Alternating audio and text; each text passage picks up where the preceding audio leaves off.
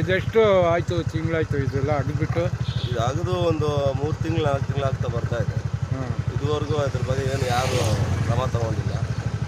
ತುಂಬ ತೊಂದರೆ ಓಡಾಡೋದಕ್ಕೆ ಮಕ್ಕಳನ್ನ ಹಾಕ್ಕೊಂಡು ಬೇನೆ ಶಾಲೆಗೆ ಹೋಗ್ಬೇಕಂದ್ರೆ ಮಕ್ಕಳು ಬೇನೆ ಪಿಕಪ್ ಮಾಡೋಕ್ಕೂ ಆಗ್ತಾಯಿಲ್ಲ, ಲೇಟಾಗಿ ಹೋಗ್ತಾರೆ. ಏನಾದರೂ ಹಾಸ್ಪಿಟ್ಲಿಗೆ ಹೋಗ್ಬೇಕಂದ್ರೆ ತುಂಬ ತೊಂದರೆ ಆಗ್ತದೆ. ಈ ಥರ ಆದರೆ ಹೆಂಗೆ? ನೀವು ದಿನನಿತ್ಯ ಓಡಾಡ್ತೀರಾ ಇಲ್ಲಿ? ಡೈಲಿ ಓಡಾಡ್ತೀವಿ, ತುಂಬ ತೊಂದರೆ ಆಗ್ತಾಯಿದೆ. ಯಾವ ಊರು ನಿಮ್ಮದು? ಮಾರ್ಜಿನಹಳ್ಳಿ. ಇದು ಇದು ಮಣ್ಗಟ್ಟ ರೋಡಿಗೆ ಇಲ್ಲಿಂದ ಎಷ್ಟು ಕಿಲೋಮೀಟರ್ ತನಕ ಆಗಿದೆ ಇದು ರೋಡು? ಇಲ್ಲಿವರೆಗೂ ಇದೆ ಸರ್. ಅಲ್ಲಿಂದ ಟೌನಿಂದ ಅಲ್ಲಿವರೆಗೂ ಒಂದು 2 ಕಿಲೋಮೀಟ್ರ್ ಇದೆ. 2 ಕಿಲೋಮೀಟ್ರ್. ಮಳೆ ಗಿಳೆ ಬಂದಾಗ ತೊಂದರೆ.